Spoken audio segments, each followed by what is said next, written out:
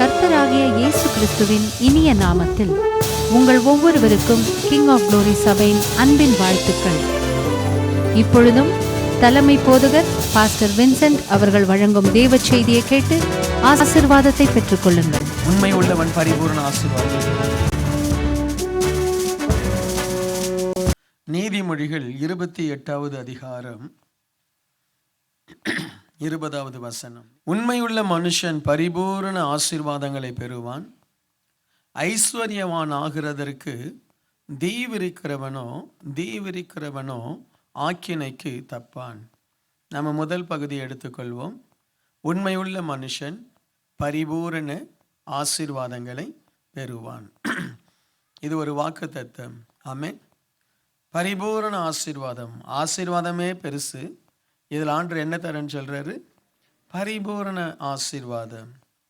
So இந்த பரிபூரண ஆசீர்வாதம் உண்மையுள்ள மனிதனுக்கு ஆண்டவர் கொடுக்கிறார். எத்தனை பேருக்கு உங்கள் மனசில் உங்களுக்கு தெரியுது நீங்கள் உண்மை உள்ளவர்கள்? இதை மற்றவங்க நான் பார்த்து உங்களை சொல்லக்கூடாது நீங்கள் உண்மை உள்ளவங்க அப்படின்னு சொல்லி. ஏன்னா எனக்கு தெரியாது. உங்களை பார்த்தா நீங்கள் உண்மை உள்ளவர்கள் மாதிரி தான் தெரியுது.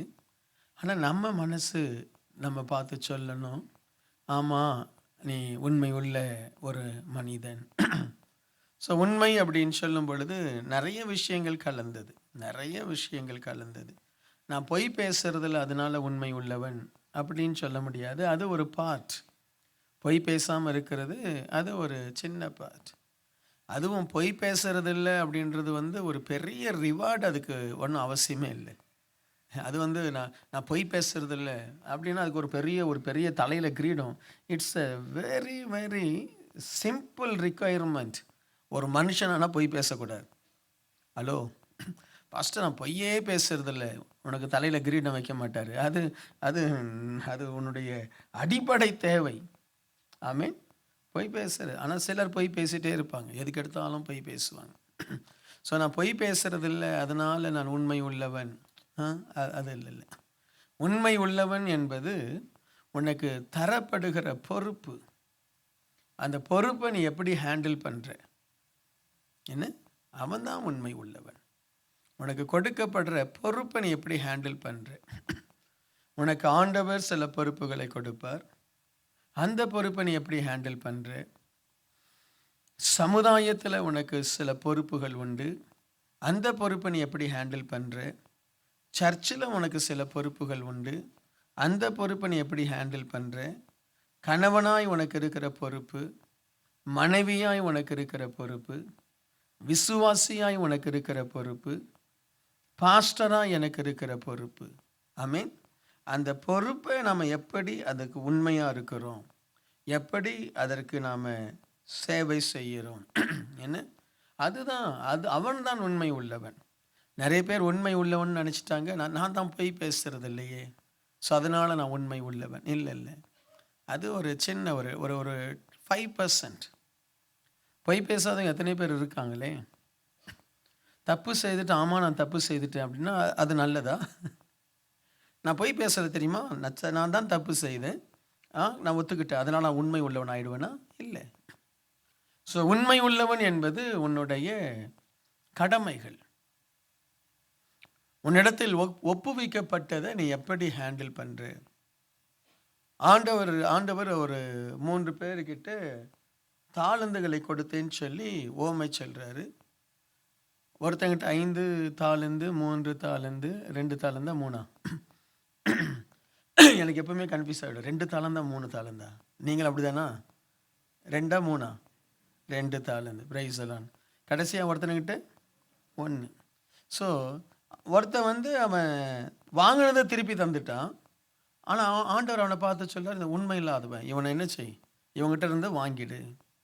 அப்போ ஆண்டவர் நமக்கு கொடுக்கிற ஒவ்வொரு ஆசீர்வாதத்திலும் ஒவ்வொரு பொறுப்பிலும் நாம் எந்த அளவு பயபக்தியோடு செயல்படுறோமோ அவர்களுக்கு தான் ஆண்டவர் பரிபூரண ஆசீர்வாதத்தை கொடுப்பார். இது ரொம்ப ரொம்ப பேசிக்கான, ரொம்ப இம்பார்ட்டன்ட். படிக்கும் பொழுது ஒரு பிள்ளை நல்லா படித்தா அவன் உண்மை உள்ளவன் அர்த்தம். ஆமீன். அவன் நல்லா படிக்கலை அப்படின்னா அவன் உண்மை இல்லாதவன். அதனால தான் அவனுக்கு ரிசல்ட் நல்லா வரமாற்று. நல்லா படிக்கிற பிள்ளைக்கு நல்ல ரிசல்ட் வருது. இப்போ நீங்கள் பார்த்தீங்கன்னா நல்லா படித்து டாப் லெவலில் இருக்கிறவங்க எல்லாம் பக்திமானா, ரொம்ப உபவாசம் இருந்து ஜெபம் பண்ணாங்களா, ரொம்ப பரிசுத்தாவியில் நிரம்பி ஜெபம் பண்ணாங்களா? இல்லை. அவனுக்கு அந்த படிப்பு அதில் ரொம்ப உண்மையாக இருந்தான். So he scored the top மார்க்ஸ்ன்னு அந்த காலேஜ்லேயே வந்து அந்த கேம்பஸ் இன்டர்வியூவில் அவனுக்கு வேலை கிடைச்சது. அவன் வேலையில் ரொம்ப உண்மை உள்ளவன். ஆமீன். ஸோ அதனால் வேலையில் படிப்படியாக உயர்ந்து பெரிய பொசிஷனுக்கு போயிட்டான். ஏன்? உண்மை உள்ளவன். வசனம் ஆண்டவர் சொல்கிறார், நீ உண்மையாக இருந்தப்ப ஜாதி இன மத வேறுபாடு இன்றி இந்த வசனம் கிரியை செய்யும். ஆமீன். நீ உண்மையாக இருந்த, வேலையில் ரொம்ப உண்மையாக இருந்த. ஸோ அதனால தான் உலகத்தில் பார்க்குறோம்ல, எத்தனையோ பேர் ஆசீர்வாதமாக இருக்கிறாங்களே. நம்ம ஆட்களையும் ஆசீர்வாதமாக இல்லை. அந்த வேலையில் உண்மையாக இல்லை, அந்த படிப்பில் உண்மையாக இல்லை. அந்த படிக்கிற நேரம் நம்முடைய பிள்ளைகள்கிட்ட நாம் உண்மையாய் முழு இருதயத்தோடு முழு பலத்தோடு படிச்சிருந்தோம்னா இன்றைக்கு அந்த என்னது ஜென்ரல் ஒர்க்கராக நம்ம வந்திருக்க மாட்டோம். என்ன இபியில் வந்திருப்போம், இல்லைன்னா வேற என்ன இருக்குது, பெரிய பெரிய லெவலில் வந்திருப்போம். ஆமென். ஹல்லேலூயா. ஸோ உண்மை உள்ளவர்கள் ரொம்ப மேன்மையானவர்கள். அதே மாதிரி உன்னுடைய குடும்பம், அந்த குடும்பத்தில் மனைவியே நீ இன்றைக்கி கூட வசனம் வாசித்திருப்பீங்க. இன்றைக்கி தானே மனைவியை கண்டடைகிறவன் நன்மையை கண்டடைகிறான். ஸோ அந்த ஒரு மனைவி வந்து ரொம்ப அற்புதமானவளாக இருந்தால் புருஷனுக்கு அது நன்மை, ஆசீர்வாதம். அதே மாதிரி அந்த புருஷன் தன்னுடைய வேலையில் தன்னுடைய குடும்பத்தில் அவன் உண்மை உள்ளவனாக இருந்தால் அந்த குடும்பத்துக்கு ஆசீர்வாதம். இன்றைக்கு நாம் நிறைய பேர் இந்த உண்மையில் தவறிடுறோம். உண்மை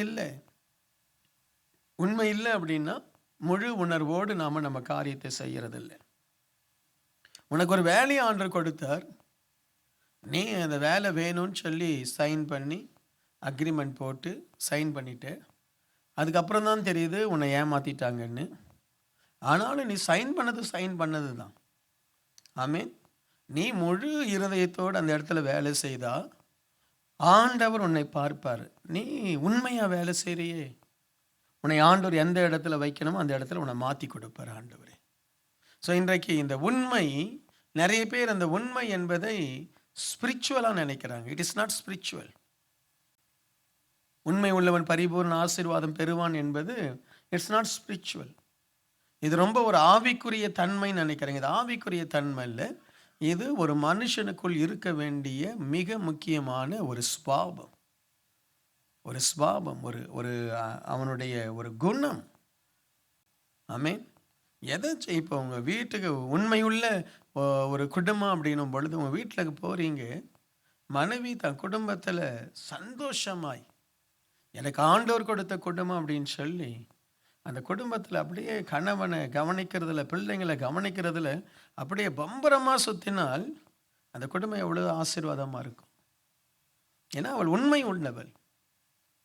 கணவன் பார்த்து சொல்லக்கூடாது, ஏமா இப்படி தூங்கிட்டு இருக்க, எழுந்துரு சொல்லக்கூடாது.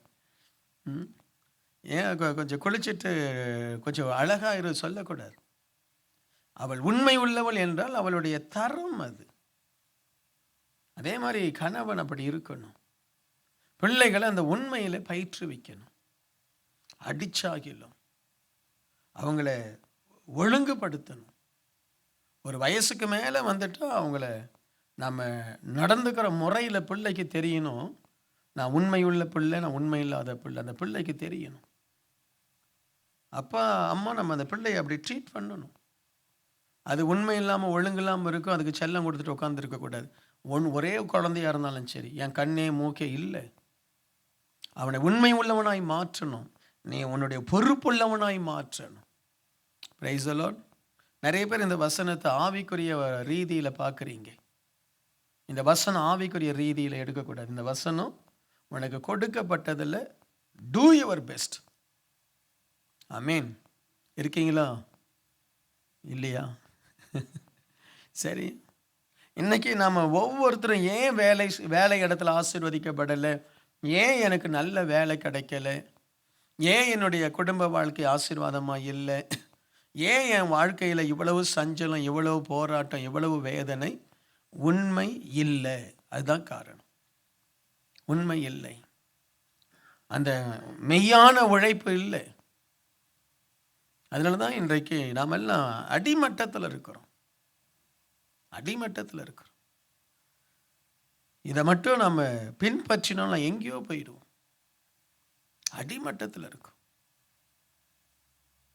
உண்மையுள்ளவன் பரிபூரண ஆசீர்வாதங்களை பெறுவான். ஸோ அவனுடைய பொறுப்பு. ஆண்டவர் இந்த இடத்துல இந்த எபிரேயர் 3வது அதிகாரம் 2வது வசனம், மோசே தேவனுடைய வீட்டில் எங்கும் உண்மை உள்ளவனாய் இருந்ததை போல இவரும் தம்மை ஏற்படுத்தினவருக்கு உண்மை உள்ளவராய் இருக்கிறார். மோசே தேவனுடைய வீட்டில் எங்கும் உண்மை உள்ளவன். ஏதோ ஒரு சில காரியத்தில் மட்டும் உண்மை இல்லை, எல்லாவற்றிலும் உண்மை. ஒரு உத்தமம். Price the Lord. ஸோ இந்த உண்மை உத்தமமாக இருக்கணும் அப்படின்னு சொல்லி நினைக்கிறவங்க தங்களை ஒப்பு கொடுப்பாங்க. நீங்கள் சங்கீதத்தை வாசிக்கும் பொழுது ரொம்ப நல்லா இந்த சங்கீதம் 119 வரும். உம்முடைய வசனம் என்னை உணர்வுள்ளவனாக்கிற்று, உம்முடைய வசனம் என்னை ஞானியாய் மாற்றிற்று, உம்முடைய வசனம் என்னை சத்துருக்களை பார்க்கிலும் என்னை ஞானியாய் மாற்றிற்று. இதற்கெல்லாம் என்ன காரணம்? அந்த வசனத்துக்கு ஒப்பு கொடுத்து தன்னை அர்ப்பணித்து பெரிய பெரிய காரியங்களை செய்வது. மோசே தேவனுடைய வீட்டில் எங்கும் உண்மை உள்ளவன். இன்றைக்கு உங்கள் லைஃப்பில் எல்லா பகுதியிலும் உண்மையாக இருக்கிறீங்களா? சிலர் வேலையில் உண்மையாக இருப்பாங்க. வேலை இல்லாட்டா வேலை போயிடும், அதுக்காக உண்மை வேலையில். சிலர் சர்ச்சில் உண்மையாக இருப்பாங்க. அவங்களுக்கு சர்ச்சு ரொம்ப பிடிக்கும், ஊழியம் ரொம்ப பிடிக்கும், எல்லாவற்றிலும் உண்மை. ஆனால் வேலை இடத்துல சர்ச்சில் காட்டுற அந்த அன்பு, அந்த தீவிரம் வேலை இடத்துல காட்ட மாட்டாங்க. சிலர் வேலை இடத்துல காட்டுற அந்த அன்பு, அந்த தீவிரத்தை சர்ச்சில் காட்ட மாட்டாங்க. எல்லா இடத்திலும் இருக்கணும். Praise the lord. Hallelujah. So அவர் உண்மை உள்ளவர்கள் அப்படின்னும் பொழுது வேதத்துக்கு நீ உண்மையாக இருக்கியா? இப்போ தேவனுடைய ஆசீர்வாதங்கள் இப்போ ஆவிக்குரிய ரீதியில் எடுத்துக்கொள்ளும் பொழுது வேதத்துக்கு நீ உண்மை உள்ளவனாக இருக்கியா? வேதம் நமக்கு எல்லாவற்றையும் படிப்பித்து காட்டுது, நீ இப்படி தான் இருக்கணும்னு சொல்லின்னு. ஸோ அந்த வேதத்துக்கு உண்மையாக இருக்கியா? ஸோ கடந்த நாட்களில் நம்முடைய சபையில் தசம பாகத்தை குறித்து நான் பேசின பொழுது நிறைய பேருக்கு மனசில் சங்கடம். ஏன் பாஸ்டர் அப்படி பேசுகிறாங்க? நீ உண்மை உள்ள மனுஷன் பரிபூர்ண ஆசீர்வாதம் பெறுவான்ற அந்த வசனத்தை விரும்புகிற, ஆனால் உண்மையாக இருக்க விரும்ப மாட்டிருக்கியே. என்ன? எனக்கு பரிபூர்ண ஆசீர்வாதம் வேணும்னு விரும்புகிற, ஆனால் பரிபூர்ண ஆசீர்வாதம் பெற எல்லாவற்றிலும் உண்மையாக இருக்கணுமே. எத்தனை பேர் தேவனுடைய ஆலயத்துக்கு சரியான நேரத்துக்கு வர்றீங்க? எத்தனை பேர்? ஏன் நம்மளால் கரெக்ட் டைமுக்கு வர முடியாதா? ஃப்ளைட்டுக்கு 3 மணி நேரத்துக்கு முன்னாடி போகிறோமே. கேட்டு ஓப்பன் ஆகிறதுக்கு முன்னாடி போய், நானும் அதுதான் பண்ணுறேன். ஓப்பன் ஆகிறதுக்கு முன்னாடி போய் உட்காந்துக்கிட்டு, அதுவும் விசேஷமாக இந்தியாவிலேருந்து வரும் பொழுதுன்னு அங்கே உட்காந்துட்டு போய் அலையிறது. எந்த கேட்டுங்க? கேட் எப்போ சார் ஓப்பன் ஆகும்? சார் இன்னும் 1.5 மணி நேரம் ஆகும் சார். அப்படியா? ஏன் ஆலயத்துக்கு மட்டும் ஏன் ரெகுலராக லேட்டாக வர? ஆலயத்துக்கு ரெகுலராக லேட்டாக வந்திருக்கேன். இந்த வருஷம் முழுசும் நீ சாதனை படைத்திருக்காயே. என்ன? வர்ஷிப் நடக்கும் பொழுது உள்ள நுழையிற, இல்லாட்டால் பிரசங்கம் ஆரம்பிக்கும் பொழுது உள்ள நுழையிற. ஸோ உண்மை. ஆண்டவர் இந்த பரிபூரண ஆசீர்வாதம் என்பது தேவனுடைய வாக்குத்தத்தம். ஆனால் அதற்கு உண்மையை ஆண்டவர் எதிர்பார்க்கிறார். ஒவ்வொரு நாளும் தேவனை தேடுவது, ஒவ்வொரு நாளும் தேவனை ஆராதிப்பது. நம்முடைய லைஃப்பில் எதெல்லாம் உண்மையாக இருக்குது, எதெல்லாம் உண்மை இல்லை, ஒரு செக்லிஸ்ட் போடுங்க. நான் சொல்லட்டுமா? ஒரு செக்லிஸ்ட் சொல்லட்டுமா? எதுலலாம் உண்மையாக இருக்கீங்கன்னு சொல்லி. ப்ரைஸ் எல்லாம் சொல்லட்டுமா? இல்லாட்டா ப்ரிப்பேர் பண்ணி கொடுக்கட்டுமா? உங்களுக்கு எல்லாருக்கும் ப்ரிப்பேர் பண்ணி இதிலெல்லாம் உண்மையாக இருக்கியா? சரி. ஆண்டவரை ஒவ்வொரு சண்டே நான் மிஸ் பண்ணுறதே இல்லை. கரெக்ட் நேரத்துக்கு வந்துடுறேன். ஒவ்வொரு சண்டே நான் மிஸ் பண்ணுறதில்ல. எத்தனை பேர் அப்படி அப்படி வந்திருக்கிறீங்கன்னு சொல்கிறவங்க?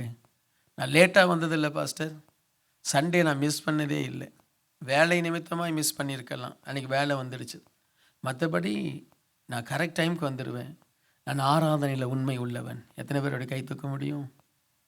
பாருங்கள், நிறைய பேர் கை தூக்கலையே. எங்கே பரிபூர்ண ஆசீர்வாதம் வர்றது? Price the Lord. பார்த்தீங்களா, ஒரு சின்ன காரியம். ஆண்டவர் எனக்கு கொடுக்கிற எல்லாவற்றிலும் தசமமாக கொடுக்கிறேன், நான் உண்மை உள்ளவன். எத்தனை பேர் கை தூக்க முடியும்? இல்லையே. ஆனால் இந்த வசனத்தின் ஆசீர்வாதம் மட்டும் நமக்கு வேணும். எப்படியா நடக்கும்? எப்படி நடக்கும்?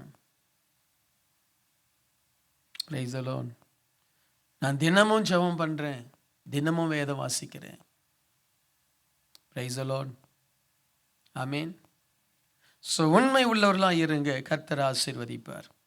ஆண்டவரே நம்மளை ஆசீர்வதிப்பதற்கு முன்பாய் அவர் பண்ணுற டெஸ்ட்டே, நீ உண்மை உள்ளவனா உண்மை இல்லாதவனா, அதுதான் ஆண்டவர் செய்கிற டெஸ்ட்டே. அதுதான். யோபு 2வது அதிகாரம் 3வது வசனத்தில் வாசிக்கும் பொழுது, அப்பொழுது கர்த்தர் சாத்தானை நோக்கி, நீ என் தாசனாகிய யோபின் மேல் கவனம் வைத்தாயோ? உத்தமனும் சன்மார்க்கனும் தேவனுக்கு பயந்து பொல்லாப்புக்கு விலகுறவனுமான மனுஷனாகிய அவனைப் போல பூமியில் ஒருவனும் இல்லை. முகாந்திரமில்லாமல் அவனை நீ நிர்மூலமாகும்படி நீ என்னை ஏவின பொழுதும் அவன் இன்னும் தன் உத்தமத்தில் உறுதியாய் நிற்கிறான். இந்த உண்மை உத்தமமெல்லாம் ஒரே ஃபேமிலி. Price the Lord. அவன் தன் உண்மையிலே உறுதியாய் நிற்கிறான், தன் உத்தமத்திலே உறுதியாய் நிற்கிறான். இப்போ வேதத்திலேயே மிகப்பெரிய சோதனை அப்படின்னும் பொழுது யோபனுடைய சோதனை. யோபனுடைய சோதனை எதற்காக? உத்தமமாய் நிற்கிறானா இல்லை, அதுதான் சோதனை. Price the Lord. உண்மையாக இருக்கிறானா இல்லை, அதுதான் சோதனை. இந்த சோதனை யோபுக்கு வந்தது. நம்ம ஒவ்வொருத்தருக்கும் இந்த சோதனை வரும். யோபுனுடைய சோதனை ரொம்ப அல்டிமேட், ரொம்ப highest level. Price the Lord.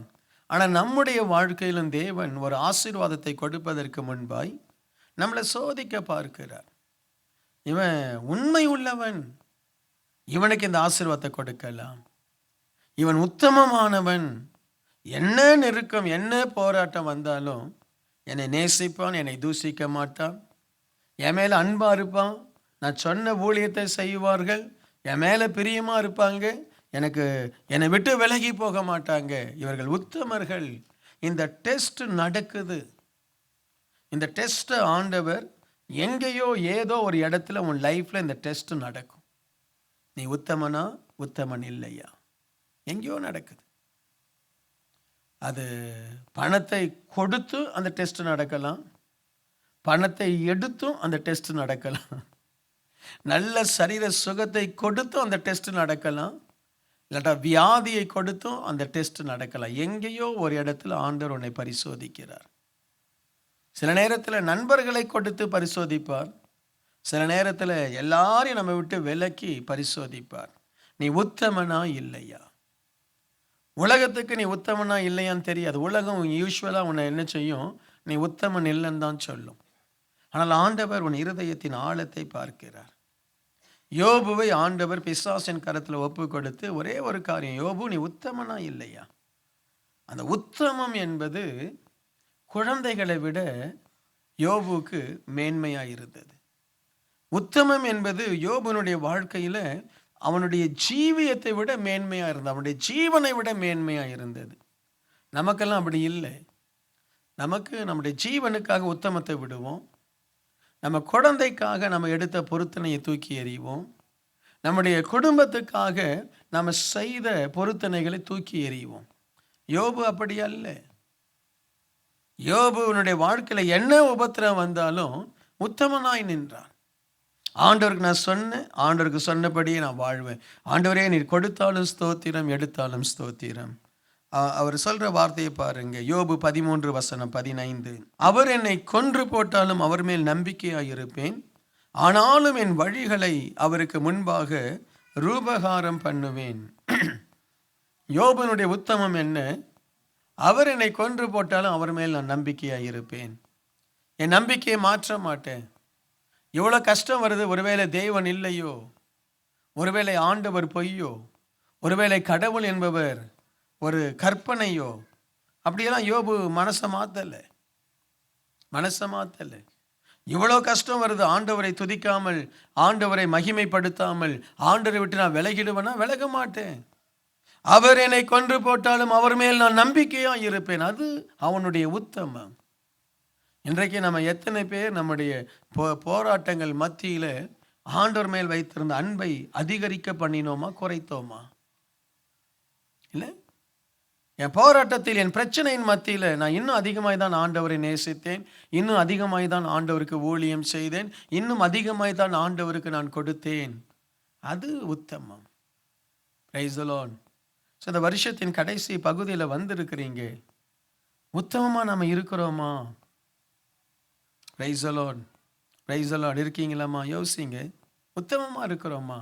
நீ பெரிய காரியம், ஒரு பரிபூர்ண ஆசீர்வாதம் வேணும்னா யோபு சொல்றாரு, என் தேவன் என்னை கொன்று போட்டாலும் பரவாயில்ல, அவர் என்ன வேணாலும் பண்ணட்டும், அவர் மேலே நான் வைத்த அந்த அன்பு, அவர் மேல் வைத்த அந்த நம்பிக்கையிலிருந்து நான் வழி விலகவே மாட்டேன். இன்றைக்கு அப்படிப்பட்ட உள்ளங்கள் இந்த சபையில் எழும்பணும். பிரைஸ் தி லார்ட், அல்லேலூயா. அப்படிப்பட்டவர்களாய் மாறணும். இந்த உலகத்தில் ஆண்டவர் நம்மளை உத்தமன் சொல்லி அழைக்கிற ஒரு வாழ்க்கையை தான் நம்ம தேடணும். சம்டைம்ஸ் இந்த உலகம் நம்மளை கடங்காரன்னு சொல்லும். கடங்கார பையன், என்ன கடனை அடைக்கல, பைபிளை தூக்கிட்டு சர்ச்சைக்கு வந்துட்டான்னு சொல்லும். இல்லாவிட்டால் நம்மளை ஏளனம் பண்ணும். நம்முடைய உத்தமத்தை இந்த உலகத்தில் நம்ம ப்ரூவ் பண்ண முடியாது. ஆனால் ஆண்டவருக்கு நம்ம ப்ரூவ் பண்ண அவர் பார்ப்பார்.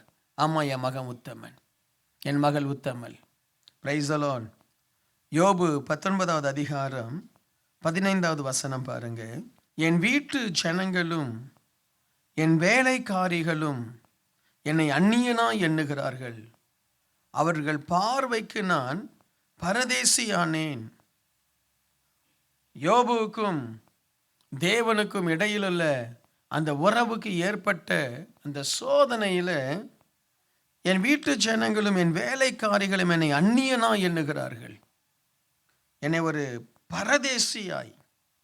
பரதேசி என்பது அந்த நாட்களில் ரொம்ப ரொம்ப ஒரு அவமானமான ஒரு காரியம். கொஞ்சம் ஜனங்க, அவங்களுக்கு அவங்களுடைய ட்ரைப் இருக்கும், அவங்க எந்த எந்த இனத்தை சார்ந்தவர்கள், எந்த பகுதியை சார்ந்தவர்கள், அவங்களுடைய அந்த அந்த நாட்களில் பரதேசியை பார்க்குறதே ரொம்ப அபூர்வம். ஆமென். ஏன்னா சின்ன கூட்டம். இப்போ நம்ம எல்லாருமே பரதேசியாக உட்காந்துருக்கோங்க, சரியா? அந்த நாட்களில் பரதேசி அப்படி இல்லை. இப்போ கேட்டால் உன்னை யாருக்கே தெரியாது, எங்கே யார், எனக்கு இங்கே யாரும் இல்லை, நான் இங்கே என்னவா வந்திருக்கிறேன், ஒரு பரதேசி, ஏதோ பழைக்க வந்தோம் என்ன. ஆனால் அந்த நாட்கள் அப்படி இல்லை. அவங்க எல்லாருக்கும் ஒரு ஒரு ஒரு ஒரு குடும்பம், ஒரு குழு, எபிரேய குடும்பம் என்ன, அதே மாதிரி இந்த ரூபன் கோத்திரம் ஒவ்வொரு. ஸோ அந்த பரதேசி என்கிற ஆள் யார் அப்படின்னா, அவன் ஏதோ ஒரு இடத்துல தப்பு செய்து அங்கேருந்து ஓடி எங்கேயோ ஒளிந்து ஏதோ ஒரு இடத்துல வந்து பிச்சை எடுத்து வாழ்கிற ஒரு மனுஷன். யோபுவினுடைய நிலைமை அந்த அளவுக்கு மோசமாய் போன பொழுது கூட அவர் சொல்கிறாரு, சுவாமி என்னை கொன்று போட்டாலும் கூட நான் உண்மை விட்டு போகிற மாதிரி இல்லை. இன்றைக்கி உன் குடும்பம் உன்னை வெறுத்துடுச்சா? ஆமாம், குடும்பம் வெறுத்துடுச்சு. உன் வேலைக்காரன் உன்னை மதிக்கிறது இல்லை? ஆமாம், மதிக்கிறது இல்லை. ஸோ அதுக்கு என்ன பண்ண போகிற? நான் எதுவும் பண்ண போகிறதில்ல. என் தேவனை நான் நம்புவேன், என்னுடைய வழிகளை ஆண்டவருக்கு நான் ரூபகரப்படுத்துவேன். நான் சொல்லுவேன், ஆண்டவரே நான் இப்படியெல்லாம் தான் வாழணும்னு ஒப்பு கொடுத்தேன், இப்படி தான் நான் வாழ்ந்துட்டு வரேன். அதே தான் யோபு 31வது அதிகாரத்தில் சொல்கிறார். என்ன, நான் எப்படி நான் வாழ்கிறேன். ஸோ இன்றைக்கு உங்கள் பிரச்சனைகள், உங்களுடைய போராட்டங்கள், மனுஷர்களுடைய நிந்தனைகள், அவமானங்கள் உங்களுடைய உத்தமத்திலிருந்து உங்களை வெளியில் கொண்டு வந்துடக்கூடாது. ஆமீன். சிலர் சொல்லுவாங்க, நீ சர்ச்சுக்கு போன ஆரம்பத்தில் தான் உன் குடும்பத்திலேயே பிரச்சனை, அது வரைக்கும் நல்லா தான் போயிட்டு இருந்தது. எப்போ நீ ஊழியத்துக்கு வந்தியோ அன்றைக்கி தான் உனக்கு குடும்பத்தில் பிரச்சனை. எப்போ நீ ஊழியத்தில் ஈடுபட்டு ஊழியம் செய்ய ஆரம்பிச்சையோ அன்னையிலேருந்து உனக்கு போராட்டம், உனக்கு பிரச்சனை, குடும்பம் வெறுக்கலாம். ஒருவேளை யார் உன்னை வெறுத்தாலும் தயவு செய்து ஒரு தீர்மானம் எடுங்க. நான் ஆண்டவருக்கு எதை நான் செய்வேன் என்று சொல்லி ஒப்பு கொடுத்தேனோ அதை நான் செய்வேன். சில நேரத்தில் சில பொருத்தனைகள் தேவன் ரொம்ப முக்கியத்துவம் கொடுக்கிறார். சில பொருத்தனைகள், எனக்கு நீ இப்படி சொன்னல, நீ செய். ஆண்டவரே என் உயிர் போயிடும், பரவாயில்ல போட்டோம். எனக்கு இப்படி சொன்னல, நீ செய். ஆண்டவரே என் குடும்பம் போயிடும், பரவாயில்ல போட்டோம். இப்படி நீ சொன்னல செய். ஆண்டவரே என் பதவி போயிடும், பரவாயில்ல போட்டோம். நீ எனக்கு இப்படி சொன்னல செய். ஆண்டவரே என்னை சிங்கத்தின் கெபியில போடுவாங்க, பரவாயில்ல போடட்டும். நீ எனக்கு சொன்னதை செய். அதுதான் உத்தமன். ஆனால் நாம் என்ன செய்வோம்? நமக்கு அந்த நேரம், பிரச்சனை வர நேரம், ஜீசஸ் சாரின்டும், என்னை மன்னியும். ஒரே வார்த்தை என்ன? சுவாமி என்னை மன்னியும், நான் யாரு? பலவீனமான பாத்திரம். ஆண்டவர் அதை ஏற்றுக்கிறது இல்லை. ஸோ அப்படி ஏன் அப்போ பாஸ்டர் நான் அப்படி பலவீன பாத்திரம் அப்படின்னா ஆண்டவர் ஏன் என்னை மன்னிக்க மாட்டார்? மன்னிப்பார், உன்னை அடுத்த ஸ்டேஜுக்கு கொண்டு போயிடுவார். நீ அந்த மேன்மையான ஸ்டேஜில் இருக்க நீ தகுதியற்றவன். ஆமென், பிரைஸ் தி லார்ட். உன்னை தானியேலோட உன்னை கம்பேர் பண்ண முடியாது, உன்னை மோசேயோட கம்பேர் பண்ண முடியாது. உன்னை அடுத்த ஸ்டேஜ், இல்லைட்டா அடுத்த ஸ்டேஜ். அது ஆண்டவர் 100, 60, 30ன்னு சொல்கிறாரு இல்லை? உன்னுடைய முக்கியத்துவம் பரலோக தேவனுடைய கண்களில் உன்னுடைய முக்கியத்துவத்தை நீ இழந்துடுவ. யோபு தேவனை தூஷித்திருக்கலாம், ஆண்டவர் அதுக்காக யோபு அழிச்சிருப்பாரா? யோபு ஆண்டவரை விட்டு விலகி, சுவாமி எனக்கு போதும், என்னை விட்டுடுங்க அப்படின்னு சொல்லி ஏதாவது முறுமுறுத்து ஏதாவது பண்ணியிருக்கலாம். ஆண்டவர் யோபு ஏதாவது பண்ணியிருப்பாரா? ஒன்றும் பண்ணியிருக்க மாட்டார். யோபுனுடைய பெயர் பைபிளில் இருந்திருக்காது, பைபிளில் இருந்திருக்காது. உன்னுடைய மதிப்பு உன்னுடைய உத்தமத்தை பொறுத்து தான். உன்னுடைய மதிப்பு, யுவர் வேல்யூவை உன்னுடைய உத்தமத்தை பொறுத்து தான். Praise the lord. Amen.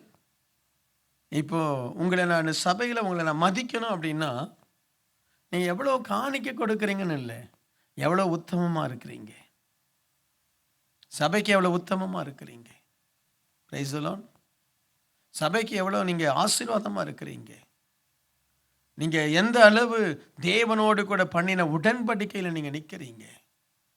So உங்களுடைய உத்தமத்தை நான் அந்த பிரேயர் ஆர்மியில் போனேன்னா பார்த்துருவேன். Hello, price the Lord.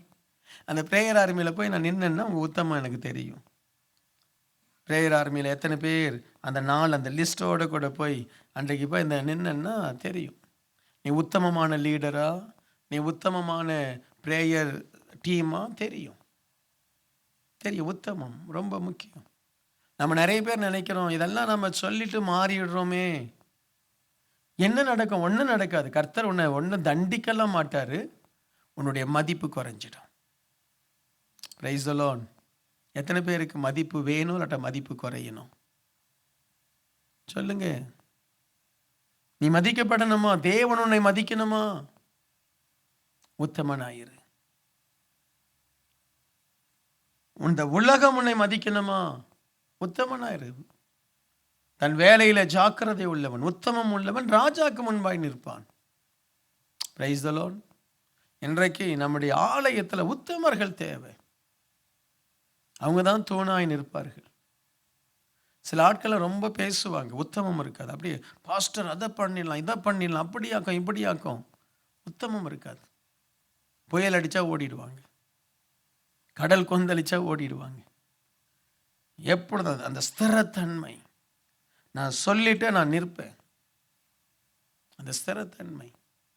எனக்கு உத்தமம் இல்லாதவர்களை நம்ம எந்த இடத்துல வைக்க முடியாது, அது என்னைக்கும் டேஞ்சர். ஸோ அதனால தான் சிலரை ஊழியத்தில் பயன்படுத்துவதற்கு முன்பாய் அவர்களை நாம் கண்டுபிடிக்கணும். இவர்கள் உத்தமர்களா? சும்மா ஜெபம் பண்ணிட்டு ஆண்டவரே இவர்களை வையெல்லாம் வைக்க முடியாது. அவங்க உத்தமமாக இருக்கிறாங்களா? சின்ன சின்ன வேலையை கொடுக்கணும். அந்த சின்ன சின்ன வேலையை உண்மையாக செய்கிறாங்களா? கொஞ்சம் டீச்சிங் கொடுக்கணும். அதை பார்க்கணும். பார்த்தா ஓகே, ரெகுலராக அந்த நேரம் வர்றாங்க, அந்த வேலையை செய்கிறாங்க. கொஞ்சத்தில் உண்மை உள்ளவன் சொல்லுங்க அநேகத்தில். சின்ன வேலையை கொடுக்கணும். தம்பி, இந்த சர்ச்சை கொஞ்சம் பெருக்கு. ரெகுலராக அவன் பெருக்கிறானா? உத்தமன் அவன். ஸோ எப்பொழுதுமே யார் ஒருவன் தனக்கு கொடுக்கப்பட்ட பொறுப்பை ஒரு தெய்வீக கட்டளையாய் எடுத்து செய்கிறானோ அவன் கரத்தில் ஆண்டவர் அடுத்தடுத்த பொறுப்புகளை கொடுத்துட்டே இருப்பார். சிலர் சொல்லுவாங்க, பாஸ்டர் நான் பிஸியாக இருக்கிறேன். இந்த உலகத்தில் யார் தான் பிஸி இல்லை? பிச்சைக்காரன் கூட பிஸியாக இருக்கிறான். ஆமாம், அவன் டைம் டேபிளுக்கு இந்த தெரு அந்த தெரு அந்த தெரு அந்த சர்ச் அவனுக்கு தெரியுது, எந்த நேரம் எந்த சர்ச்சு முடியுதுன்னு தெரியுது. பிச்சைக்காரன் கூட பிஸி பிரதர். ஹலோ, சரி, இப்போ ரொம்ப பெருசாக ரொம்ப பெருமையாக நான் ரொம்ப பிஸியாக இருக்கிறேன். என்ன பிஸியாக இருந்தா என்ன, அதற்கேற்ற மாதிரி நீ ஒப்புக்கொடு ஆண்டவருக்கு. யோபு 42வது அதிகாரம் 16 மற்றும் 17. இதற்கு பின்பு யோபு 140 வருஷம் உயிரோடு இருந்து 4 தலைமுறையாக தன் பிள்ளைகளையும் தன் பிள்ளைகளுடைய பிள்ளைகளையும் கண்டான். யோபு நெடுநாளாய் இருந்து பூரண வயதுள்ளவனாய் மரித்தான். இந்த பூரண ஆசீர்வாதம் பாருங்க, ஆண்டவர் அவனுக்கு எப்படிலாம் கொண்டு வர்றாரு. 4 தலைமுறை, பிள்ளைகளுடைய பிள்ளை, நெடுநாளாய் இருந்து பூரண வயதுள்ளவனாய் மரித்தான். ஸோ அந்த பூரண ஆசீர்வாதம் ஒருத்த மேலே வரும் பொழுது நல்ல ஆயுசு நாட்களை தேவன் கொடுப்பார். அவன் குடும்பத்தை விருத்தி அடைய பண்ணுவார். அவனுக்கு இரட்டிப்பான ஐஸ்வர்யத்தை ஆண்டவர் கொடுத்தார். ஸோ இந்த ஆசீர்வாதம் யோபு உண்மை உள்ளவன், அவன் தலையில் இறங்கினது. இப்போ உங்கள் தலையில் என் தலையில் ஏன் இறங்கலை அப்படின்னா, ஒரு சிம்பிள் ரீசன், நம்ம உண்மை இல்லாதவர்கள். நம்ம யாரு? உண்மை இல்லாதவர்கள். முதல்ல அதை கண்டுபிடிங்க. நான் உண்மை உள்ளவனா உண்மை இல்லாதவனா கண்டுபிடிங்க. எதிலெல்லாம் நம்ம உண்மை இல்லையோ அதெல்லாம் சரிப்படுத்தும், ஒவ்வொன்றா சரிப்படுத்தும். ஒரே நாளில் நம்ம எல்லாத்தையும் சரிப்படுத்த முடியாது. ஒவ்வொன்றா சரிப்படுத்தும். சுவாமி, நான் இதில் உண்மை இல்லை, ஜெபம் பண்ணுங்க, எனக்கு பலன் கொடுங்க. ஆதியாகமம் 49வது அதிகாரம் 24 மற்றும் 24 26 வசனங்கள். ஆனாலும் அவனுடைய வில் உறுதியாய் நின்றது, அவன் புயங்கள் யாக்கோப்புடைய வல்லவரின் கரங்களால் பலத்தன, இதனாலே அவன் மேய்ப்பனும் இஸ்ரவேலின் கண்மலையும் ஆனான். உன் தகப்பனுடைய தேவனால் அப்படி ஆயிற்று, அவர் உனக்கு துணையாய் இருப்பார். சர்வ வல்லவராலே அப்படி ஆயிற்று, அவர் உயர வானத்திலிருந்து உண்டாகும் ஆசீர்வாதத்தினாலும் கீழே ஆழத்தில் உண்டாகும் ஆசீர்வாதத்தினாலும் ஸ்தானங்களுக்கும் கர்ப்பங்களுக்கும் உரிய ஆசீர்வாதங்களினாலும் உன்னை ஆசீர்வதிப்பார். உன் தகப்பனுடைய ஆசீர்வாதங்கள் உன் பிதாக்களுடைய ஆசீர்வாதங்களுக்கு மேற்பட்டதாக இருந்தது. நித்திய பர்வதங்களின் முடிவு மட்டும் எட்டுகின்றன. அவைகள் யோசேப்பினுடைய சிரசின் மேலும் அவன் சகோதரர்கள் விசேஷித்தனுடைய உச்சம் தலையின் மேலும் வருவதாக. இந்த ஆசீர்வாதம் அந்த நீதிமொழிகள் 28:20 இருக்குல்ல, அதனுடைய விளக்கம். உண்மையுள்ள மனுஷன் பரிபூர்ண ஆசீர்வாதம் பெறுவான். அந்த பரிபூர்ண ஆசீர்வாதம் என்ன? உன்னுடைய வில் உறுதியாய் நிற்கும். ஆமென். உன்னுடைய வில், அந்த யோசேப்பினுடைய வில் உறுதியாய் நின்றது. சகோதரர்கள் அவனை விற்றார்கள், அவன் அடிமையானான், அவன் சிறைக்கு போனான். ஆனாலும் அவனுடைய வில் என்பது அவனுடைய உத்தமம், அவனுடைய நேர்மை, அவனுடைய மன்னிக்கிற சுபாவம், அவனுடைய நற்குணங்கள். எவ்வளோ பிரச்சனை வந்தும் அவனுடைய வில்ல அவன் விடலை. சில நேரத்தில் இந்த யுத்த வீரர்களுக்கு அவருடைய அம்பு, அவருடைய பட்டயம் என்பது ரொம்ப முக்கியம். ஸோ அதை போல் இந்த யோசேப்பினுடைய வில் யோசேப் ஒரு யுத்த வீரனே அல்ல, அவன் ஒரு ஞானி. அவன் எந்த இடத்துல யுத்தம் செய்யலை. அவன் ஒரு அடிமையாக இருந்தான், அதற்கப்புறம் நேராக ராஜ அரண்மனைக்கு போயிட்டான். அவனுடைய வில் என்று சொல்லப்படுவது அவனுடைய குணாதிசயங்கள். சத்துரு எவ்வளவுதான் அவனுக்கு விரோதமாய் பலவிதமான தீங்கை கொண்டு வந்தாலும் அதையெல்லாம் அவனுடைய நற்குணத்தினால் தாங்கி கொண்டான். அவனை தோற்கடிக்கவே முடியலை. யோசேப்பை ஜெயிக்க யாராலுமே முடியலை. அவனை அடிமைப்படுத்தினாலும் அந்த இடத்திலிருந்து அவன் உயருகிறான். அவனை சிறைச்சாலையை போட்டால் அங்கே உயருகிறான். அவனை சகோதரர்களுக்கு மத்தியிலும் யோசேப்பினுடைய குணங்கள் உயர்ந்து இருக்கு. அப்பா பார்க்கிறாரு, 11 பிள்ளைகள், யோசேப்பை போல யாரும் இல்லையே, யோசேப்பை போல யாரும் இல்லையே. அவன் விசேஷமானவன், சகோதரரில் விசேஷித்தவன். தயவு செய்து உன்னுடைய வில் உறுதியாய் நிற்கட்டும். வில் என்று சொல்வது உன்னுடைய தீர்மானங்கள், உன்னுடைய இலக்கு. ஆமென். உறுதியாய் நிற்கட்டும். மனுஷங்களுக்கு ஏற்றபடி மாறாத. ஆண்டவர் எதற்காக உன்னை அழைத்தாரோ, எதற்காக உன்னை பிடித்தாரோ அந்த லக்கை நோக்கி ஓடு. சில நேரத்தில் சில ஆட்கள் பாருங்க, பிஸ்னஸ், இந்த பிஸ்னஸ், அந்த பிஸ்னஸ், அந்த பிஸ்னஸ், 10 பிஸ்னஸ் நினைப்பாங்க. உன்னை எதற்காக ஆண்டவர் பிடித்தாரோ அந்த லக்கை நோக்கி ஓடு. உன்னுடைய வில் உறுதியாய் நிற்கட்டும். அவனுடைய புயங்கள் யாக்கோப்புடைய வல்லவரின் கரங்களால் பலத்தது, இதனால் அவன் மெய்ப்பனும் இஸ்ரவேலின் கண்மலையும் ஆனான். யார் ஒருத்தன் உண்மை உள்ளவனா இருக்கிறானோ அவனை ஆண்டவர் அநேகருக்கு ஆசீர்வாதமாய் வைப்பார். உங்களில் சிலர் அநேகருக்கு ஆசீர்வாதமாக இருக்க மாட்டீங்க, சொந்த குடும்பத்துக்கு கூட ஆசீர்வாதமாக இருக்க மாட்டீங்க. இப்போ அந்த தம்பி, அந்த இம்மானுவேலை பற்றி எனக்கு தெரியும், நான் கேட்பேன். அவனுடைய தம்பி வந்திருக்கும் போது அவன் வேலையை விட்டுட்டு போயிட்டான். அவன் என்ன காரணம்னு சொன்னால், என்னுடைய மனைவி கன்சீவாக இருக்கிறாங்க. நான் சொன்னேன், அவனுடைய தம்பி, நீ வேலைக்கு இங்கே இருந்து வேலை செய்யப்பா, போகாத. உன்னுடைய தகப்பனுடைய சர்ச்சும் சின்ன சர்ச், அங்கே போய் கஷ்டப்படாதே, இங்கே வேலை செய் அப்படின்னும் பொழுது என்னை பார்த்து ஒரு நாள் வந்து அழுது ஜெபம் பண்ண. அப்போ நான் சொன்னேன், நீ தயவுசெய்து போகாதே, போய் உன் அண்ணனுக்கு கொஞ்சம் ஆதரவாக இரு. உன் அண்ணன் 13 வருஷமாக அவனுக்கும் குடும்பம் இருக்குது, அவனுக்கும் மனைவி உண்டு, பிள்ளைகள் உண்டு. ஆனால் உங்கள் குடும்ப நலத்துக்காக எல்லாவற்றையும் தியாகம் பண்ணி உன்னையும் படிக்க வச்சு உனக்கும் நல்ல ஒரு வேலையை வாங்கி இந்த தேசத்தில் அவன் உட்கார்ந்து இருக்கிறான். நீ உன்னுடைய மனைவி கன்சீவ் ஆகிட்டா, அவள் குழந்தை பிறக்கும் போது நான் பக்கத்தில் இருக்கணும்னு சொல்லி நீ போகிறது அவ்வளோ நல்லா எனக்கு படலை. உன் குடும்பத்துக்காக கொஞ்சம் கஷ்டப்படு, கொஞ்சம் இருன்னு நான் சொன்னேன். ஆனால் அவன் கேட்கல, அவசரப்பட்டு போயிட்டான். நீ நல்லா இருக்கட்டும்னு சொல்கிறேன். ஆனால் இந்த தம்பி அப்படி இல்லை.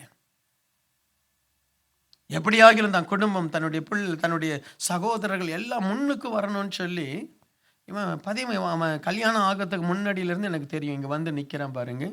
ஆண்டவர் ஆசீர்வதிப்பார். ஆமென். ஆண்டவர் ஆசீர்வதிப்பார். அந்த குடும்பத்துக்கு ஒரு மேய்ப்பன், அந்த குடும்பத்துக்கு ஒரு ஆசீர்வாதம். இந்த தம்பி இப்போ இந்தியா போறாருன்னா அவங்க குடும்பமே, தாய் தகப்பன் எல்லாருடைய கண்களிலும் ஒரு ஒரு ஒரு துயரம், ஒரு பயம். என்ன நடக்கும்? ஒரு மெய்ப்பன் அவன். இங்க நீங்க அப்படி ஒரு மெய்ப்பனா இருக்கிறீங்களா உங்க வீட்டுக்கு? ஆமென். சிலர் அப்படி இல்லை, சிலர் அப்படி இல்லை. சில புருஷன் அப்படி இல்லை, சிலருடைய புருஷன் அப்படி இல்லை, மெய்ப்பனா இல்லை. சில மனைவி அப்படி மெய்ப்பனாய் ஒரு ஆசீர்வாதமா இல்லை. சில நேரத்தில் நம்ம பெற்றெடுத்த பிள்ளைகள் அந்த குவாலிட்டியில இல்லை. நம்ம நினைக்கிற குவாலிட்டி நம்முடைய பிள்ளைகள் இல்லை, நம்ம நினைக்கிற குவாலிட்டியில் ஆட்கள் இல்லை. ஆனால் தயவு செய்து சொல்றேன், கிங் ஆஃப் க்ளோரியே, நீ உன் குடும்பத்துக்கு ஒரு மெய்ப்பனாயிரு. ஆமென். உன்னை பெற்றவர்களுக்கு ஒரு ஆதரவாயிரு. ஆமென். சிலர் அப்படி இல்லை. ஆச்சரியமா இருக்கும். சுயநலம். ஒரு உண்மை உள்ளவன் ஆண்டவர் உன் உள்ளத்துல தான் பாரத்தை கொடுப்பார். நான் கடந்த நாட்கள் இந்தியா போனேன். எத்தனையோ ஊழியங்களை ஆசீர்வதிச்சுட்டு வர ஆண்டவர் உதவி செய்தார். நமக்கு என்ன தலையெழுத்தா இதெல்லாம் செய்யணும்னு சொல்லி தூத்துக்குடியில் மீட்டிங் வைத்தோம். அங்கே 25-26 ஊழியக்காரர்களை கூப்பிட்டு அவங்களுக்கு தேவையானதை முடிந்ததை நம்மளால் செய்தோம். போன ஞாயிற்றுக்கிழமை ஈவினிங் திருநெல்வேலியில் அந்த 100ஆண்டு மண்டபத்தில் மீட்டிங் நடந்தது. அங்கே இருக்கக்கூடிய இந்த அநாதை இல்லங்களுக்கு கொடுத்தோம்.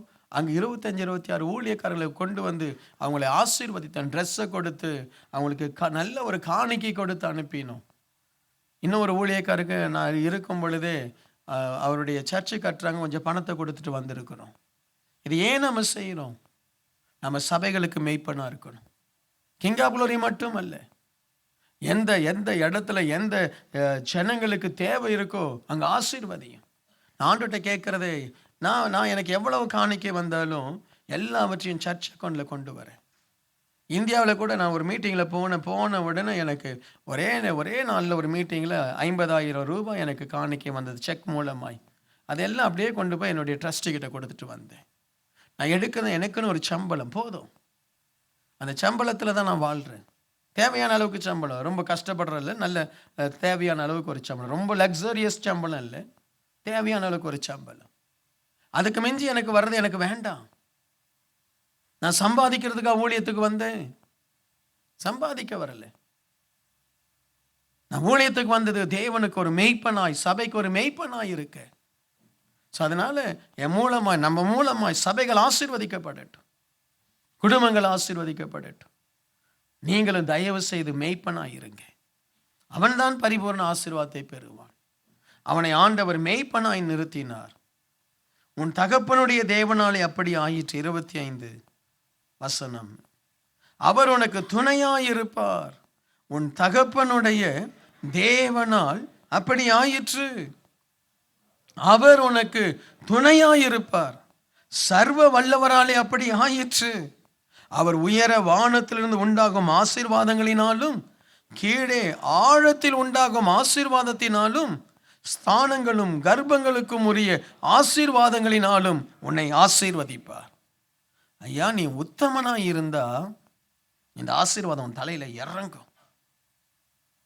ஆண்டவர் இந்த ஆசீர்வாதத்தினால் ஆசீர்வதிப்பார். நீ உத்தமனாய் மாறு. அல்லேலூயா. ஆசீர்வாதம் அலைய வேண்டிய அவசியமே இல்லை. மழை பெஞ்சா பள்ளம் இருக்கிற இடத்துல தண்ணி தானாய் வந்து கொட்டும், தானாய் வந்து சேரும். நம்ம உண்மையும் உத்தமும் தாழ்மையுமா நம்ம இருந்துட்டோம்னா ஆசீர்வாதம் தானாய் வரும்.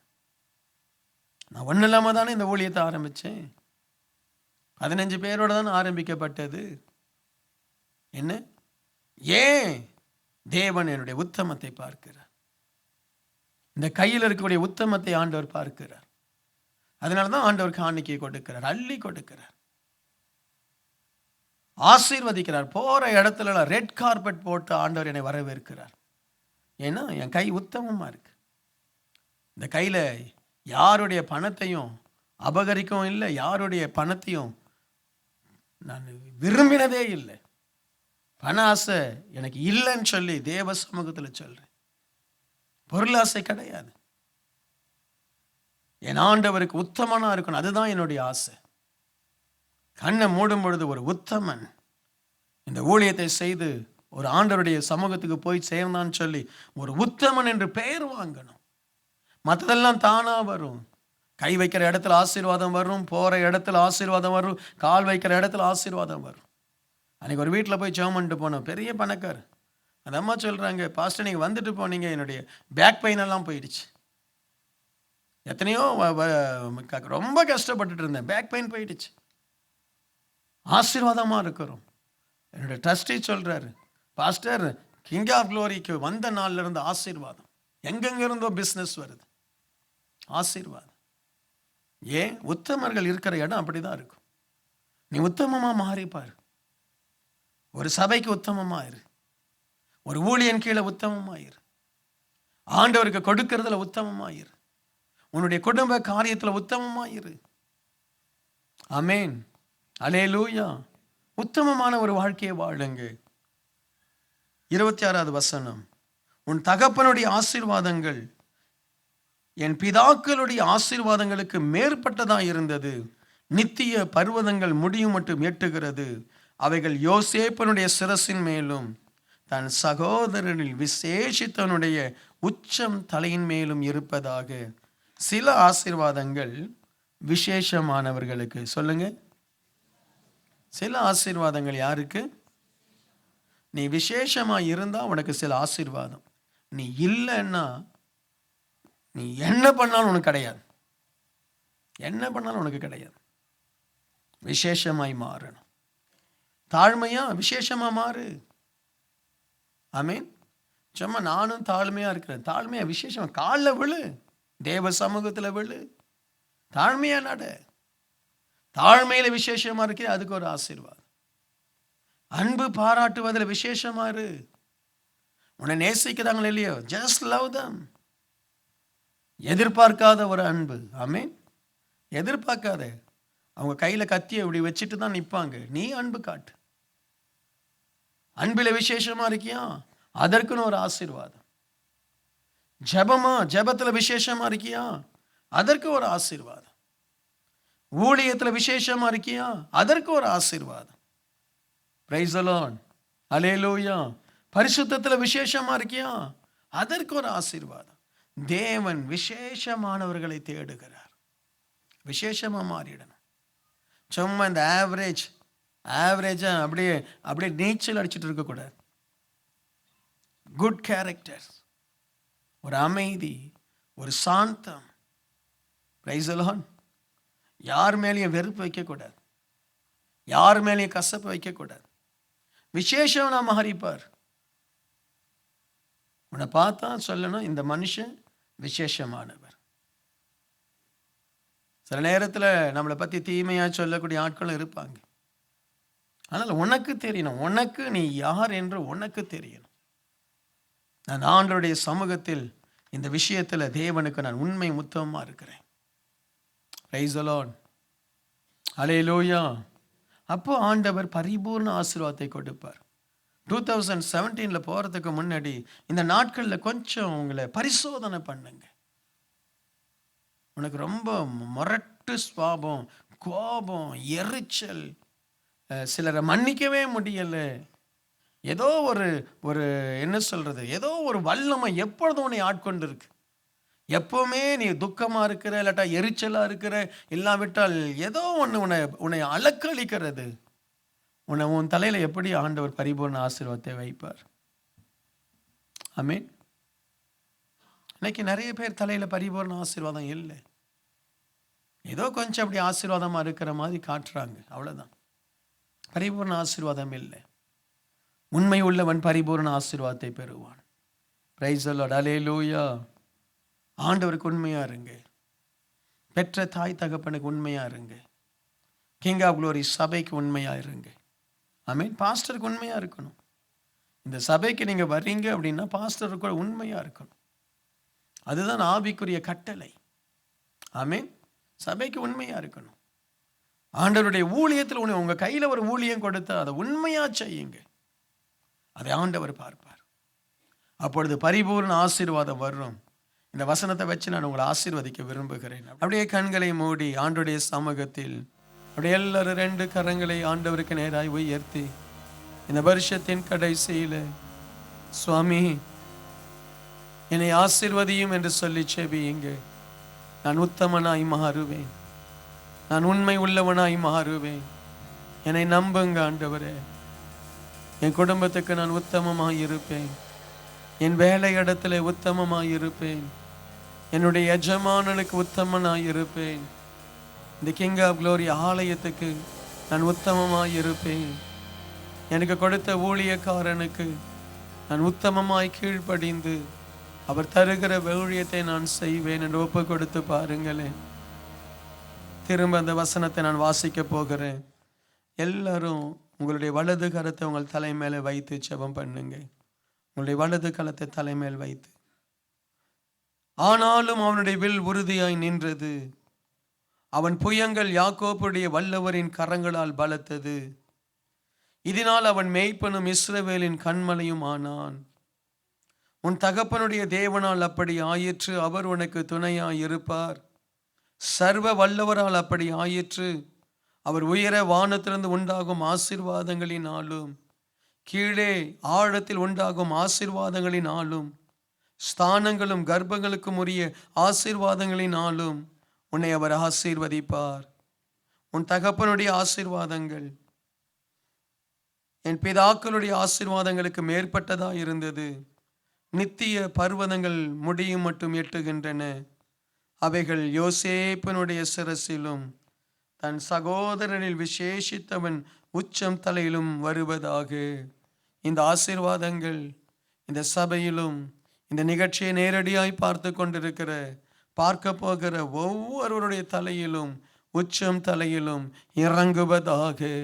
ஏசப்பா இறங்குவதாக. யோசேப்பின் ஆசீர்வாதங்கள் இறங்குவதாக. யோபுக்கு கொடுத்த இரட்டிப்பான ஆசீர்வாதம் இறங்குவதாக. மோசேயை உண்மை உள்ளவன் சாந்தம் உள்ளவன் என்று ஆசீர்வதித்தீரே. அந்த மோசேயினுடைய ஆசீர்வாதங்கள் இந்த சபையில் இறங்குவதாக, அடிமையின் மேலும் குடும்பத்திலும் இறங்குவதாக, இங்க இருக்கக்கூடிய ஒவ்வொருவர் மேலும் இறங்குவதாக. எல்லாரும் அப்படியே ஸ்தோத்திரம் பண்ணி, ஆண்டவரே இந்த பரிபூரண ஆசீர்வாதத்தை என் தலைமேல் வையும் என்று சொல்லி ஜெபம் பண்ணுவோம். விசுவாசத்தை ஜெபம் பண்ணுவோம். இன்றைக்கு அந்த ஆசீர்வாதம் உன் தலையில் இறங்கும். இயேசுவின் நாமத்தில் அவருடைய ஊழியக்காரனாய் சொல்லுகிறேன், உச்சம் தலையிலே, உன் உச்சம் தலையிலே தேவனுடைய ஆசீர்வாதம் இறங்கட்டும். உன் உச்சம் தலையிலே தேவனுடைய வல்லமை இறங்கட்டும். உன் உச்சம் தலையிலே தேவனுடைய ஆசீர்வாதம் இறங்கட்டும். பரிசுத்த ஆவியானுடைய அக்கினி இறங்கட்டும். அந்த அபிஷேக தைலம் உன் உச்சம் தலையிலே ஊற்றப்படட்டும். ஓ காட், இறங்குவதாக. உன்னுடைய மனநிலை சரியாவதாக. உன்னுடைய சந்தேகங்கள் விலகுவதாக. உன்னுடைய குணம் இன்றைக்கு உத்தம குணமாய் மாறுவதாக. கள்ளம் கபடு உன்னை விட்டு விலகுவதாக. உன்னை விட்டு வஞ்சகத்தின் ஆவிகள் விலகுவதாக. உன்னை விட்டு கோல் சொல்லுகிற ஆவிகள் விலகுவதாக. உன்னை கர்த்தர் உத்தமமாய் மாற்றுவாராக. இன்றைக்கு தேவனுடைய உத்தம ஆவி அந்த காலேபுக்குள்ளாய், அந்த யோசுவாவுக்குள்ளாய் இறங்கின அந்த உத்தம ஆவி உனக்குள்ளாய் இறங்குவதாக. அந்த பவுல் மேல் இருந்த அந்த உத்தம அபிஷேகம் ஆண்டவருக்காக எவ்வளவு பாடுகள் வந்த பொழுதும், எவ்வளவு அடிகள், நிந்தனைகள், அவமானங்கள், பட்டயங்கள், வேதனைகள், பசி, நிர்வாணம், கடல் பயணத்தில் ஏற்பட்ட உபத்திரவங்கள், நாச மோசங்கள், வாரினால் அடிக்கப்பட்டாலும் ஆண்டவரை விட்டு விலகாத அந்த பவுலுடைய அந்த உத்தம இருதயம் உங்களுக்கும் எனக்கும் வருவதாக. இயேசுவின் நாமத்தினாலே உன்னை உத்தமனாய் தேவன் மாற்றட்டும். நீ ஒரு உத்தமனாய், உத்தமியாய் ஆண்டவர் மாற்றட்டும். ஓ காட், அந்த வல்லமை இறங்குவதாக. நல்ல ஸ்தோத்திரம் பண்ணி ஜெபம் பண்ணுங்க. உங்க தலையில் அந்த வல்லமை நான் வைக்கிறேன். இந்த ஆண்டு நீ இருந்ததை விட விசேஷ ஆசீர்வாதம் பெற்றுக்கொள்ள இந்த உத்தம குணம் உனக்குள் வரட்டும். விசேஷமாய் மாறு. இயேசுவின் நாமத்தினால் விசேஷமாய் மாறு. விசேஷித்தவர்கள், கிங் ஆஃப் க்ளோரி, விசேஷித்த சபையாயிரு. கிங் ஆஃப் க்ளோரி விசுவாசிகள் அன்பிலே விசேஷித்திருக்கட்டும். ஜெபத்திலே விசேஷித்திருக்கட்டும். கொடுப்பதிலே விசேஷித்திருக்கட்டும். ஒருவரை ஒருவரை கனப்படுத்துவதில் விசேஷித்திருக்கட்டும். அன்பு பாராட்டுங்க. கர்த்தர் உங்களை ஆசீர்வதிப்பார். ஒவ்வொருவரையும் ஆசீர்வதிக்கிறேன். தேவ கிருபைக்கு ஒப்புக் கொடுக்கிறேன். இயேசுவின் நாமத்தில் ஜெபிக்கிறேன் பிதாவே. தூத்துக்குடி பகுதியில் கிங் ஆஃப் க்ளோரி ஜெப மையம் திங்கள் முதல் சனிக்கிழமை வரை காலை 9 மணி முதல் மாலை 6 மணி வரை செயல்படுகிறது. உங்களுடைய ஜெப தேவைகளுக்கு நீங்கள் எங்கள் ஜெப மையத்தை அணுக வேண்டிய முகவரி king of glory prayer centre, 4/3A, new salt colony, Tiruchendur road, Thoothukudi 628003. தொடர்பு கொள்ள மொபைல் நம்பர் 8220014177. இந்த ஊழியத்தை நீங்கள் தாங்க விரும்பினால் உங்கள் காணிக்கைகளை கிங் ஆஃப் க்ளோரி என்ற பெயருக்கு காசோலையாகவோ டிமாண்ட் டிராஃப்டாகவோ அனுப்பலாம். எங்கள் account number Karur Vysya bank 1202135000003195. IFSC code KVBL 0001-202. தயவு செய்து உங்கள் தசம பாகங்களை எங்களுக்கு அனுப்ப வேண்டாம். அது உங்கள் சபைக்குரியது.